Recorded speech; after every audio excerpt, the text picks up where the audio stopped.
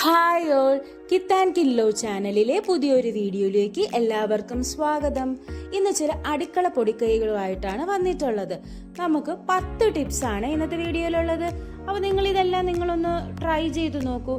എന്നിട്ട് യൂസ്ഫുൾ ആണെങ്കിൽ നിങ്ങളൊന്ന് കമന്റ് ചെയ്യുക. ഓക്കെ, അപ്പം ഒന്നാമത്തെ ടിപ്പിലേക്ക് നമുക്ക് കിടക്കാം. ഒന്നാമത്തെ ടിപ്പ് എന്ന് വെച്ചാൽ എല്ലാവരും ഫേസ് ചെയ്യുന്ന ഒരു ഇഷ്യൂ ആയിരിക്കും. സവാള അരിഞ്ഞതിന് ശേഷം നമ്മുടെ കയ്യിൽ ആ മണം നിൽക്കുന്നത് അല്ലേ. അപ്പൊ അത് മാറാൻ വേണ്ടിയിട്ട് കാപ്പിപ്പൊടി ഇട്ട് കയ്യിലൊന്ന് തിരുമിയാൽ മതി. എന്നിട്ട് കൈ ഒന്ന് കഴുകി നോക്കൂ. ആ പറയുന്ന സവാളയുടെ മണം പമ്പ കടന്നേക്കും. കൈ നല്ല അടിപൊളിയായിട്ട് നോർമലാവും. അടുത്ത ടിപ്പ് എന്ന് പറഞ്ഞാൽ എല്ലാവർക്കും ഇതൊന്ന് എന്ത് ചെയ്യുമെന്ന് ആലോചിക്കുന്ന ഒരു പ്രശ്നമാണ് നമ്മുടെ പഞ്ചസാരയിൽ ഉറുമ്പ് കയറുന്നത്.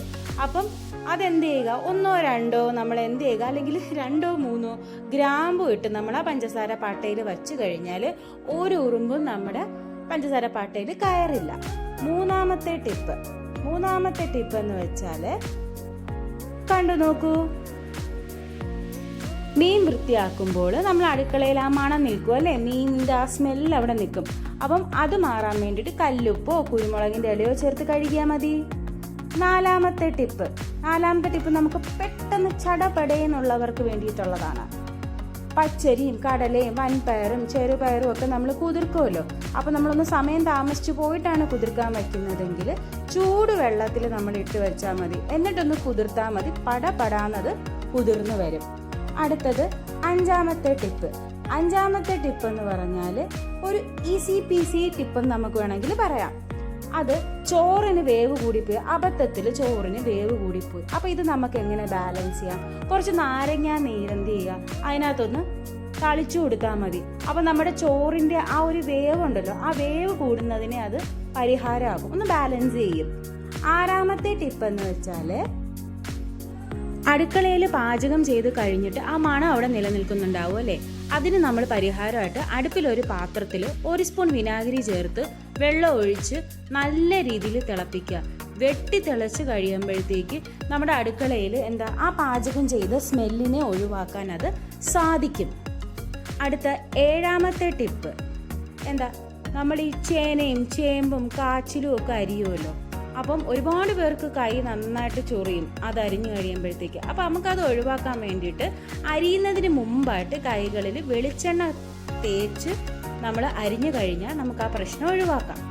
അടുത്തത് 8ാമത്തെ ടിപ്പ് എന്ന് വെച്ചാൽ ചപ്പാത്തിയും ഇപ്പോൾ കുഴയ്ക്കുമ്പോഴുണ്ടല്ലോ, അത് നമുക്ക് നല്ല സോഫ്റ്റ് അല്ലെങ്കിൽ നല്ല മയമായിട്ടുള്ള ചപ്പാത്തി വേണമെന്നായിരിക്കും എല്ലാവർക്കും ആഗ്രഹം. അപ്പം ആ മയമുള്ള ചപ്പാത്തിക്ക് വേണ്ടിയിട്ട് കുറച്ച് ചൂടുവെള്ളമോ ചൂടുപാലോ ഒഴിച്ച് കുഴച്ചാൽ നന്നായിരിക്കും. 9ാമത്തെ ടിപ്പിലേക്ക് കിടക്കാം. 9ാമത്തെ ടിപ്പ് എന്ന് വെച്ചാൽ നമുക്ക് എങ്ങനെ നമ്മുടെ മിക്സിയുടെ ജാറ് വൃത്തിയാക്കാം. നമ്മുടെ വിം ലിക്വിഡ് ഒക്കെ ഉണ്ടല്ലോ, അല്ലെങ്കിൽ എക്സോ എന്തായാലും ആയിക്കോട്ടെ, ഡിഷ് വാഷ് 2 തുള്ളി നമ്മുടെ മിക്സിയുടെ ജാറിലേക്ക് ഒഴിച്ച് കുറച്ച് വെള്ളവും ഒഴിച്ച് മിക്സി നന്നായിട്ടൊന്ന് കറക്കിയെടുത്താൽ മതി. ഒരു 1 or 2 വട്ടം ജസ്റ്റ് ഒന്ന് കറക്കിയെടുത്തതിന് ശേഷം നമ്മുടെ ആ മിക്സി പുറത്തോട്ട് എടുത്തിട്ട് കുറച്ച് തണുത്ത വെള്ളത്തിൽ കഴുകി കഴിഞ്ഞാൽ മിക്സി നല്ല സുന്ദര കുട്ടപ്പനാവും. അവസാനത്തെ ടിപ്പ് 10ാമത്തെ ടിപ്പിലേക്ക് കിടക്കാം. 10ാമത്തെ ടിപ്പാണ് എല്ലാവർക്കും കുറച്ചുകൂടി നല്ലതായിരിക്കും. എന്തെന്ന് വെച്ചാൽ ഉള്ളി അരിയുമ്പോൾ എല്ലാവരും കരയുമല്ലേ, ഇനി എനിക്ക് കരയാൻ വയ്യ, അല്ലെങ്കിൽ എനിക്ക് ഉള്ളി അരിയുമ്പോൾ ആകെ പ്രശ്നമാണ്. അത് ഒഴിവാക്കാൻ വേണ്ടിയിട്ട് കട്ടിംഗ് ബോർഡിൽ വെച്ച് അരിയുന്നവരാണെങ്കിൽ കുറച്ച് വിനാഗിരി കട്ടിംഗ് ബോർഡിൽ തൂത്തിട്ട് അരിഞ്ഞാൽ മതി. അപ്പം ഈ കരയുന്ന പ്രശ്നമൊക്കെ മാറും. നല്ല രീതിയിൽ നമുക്ക് ആ കരച്ചിൽ നമുക്കൊന്ന് കൺട്രോൾ ചെയ്യാൻ സാധിക്കും ഉള്ളി അരിയുമ്പോഴത്തേക്ക്. അപ്പം ഇനി ആരും പറയത്തില്ലല്ലോ ഈ ഉള്ളി അരിയാൻ എനിക്കിനി വയ്യാന്ന്. ഒന്ന് ട്രൈ ചെയ്ത് നോക്കും കേട്ടോ. അപ്പോൾ ഇത്രയേ ഉള്ളൂ. അപ്പോൾ നമ്മുടെ വീഡിയോ ആദ്യമായിട്ട് കാണുന്നവരാണെങ്കിൽ നമ്മുടെ ചാനൽ സബ്സ്ക്രൈബ് ചെയ്യുക, നമ്മളെ സപ്പോർട്ട് ചെയ്യുക. ഇനി വരുന്ന വീഡിയോസിന് എന്തെങ്കിലും സജഷൻസ് ഉണ്ടെങ്കിൽ അത് നിങ്ങൾ കമൻറ്റിലൂടെ അറിയിക്കേണ്ടതാണ്. അപ്പോൾ ഇത്രയേ ഉള്ളൂ. Okay, tata, bye, see U.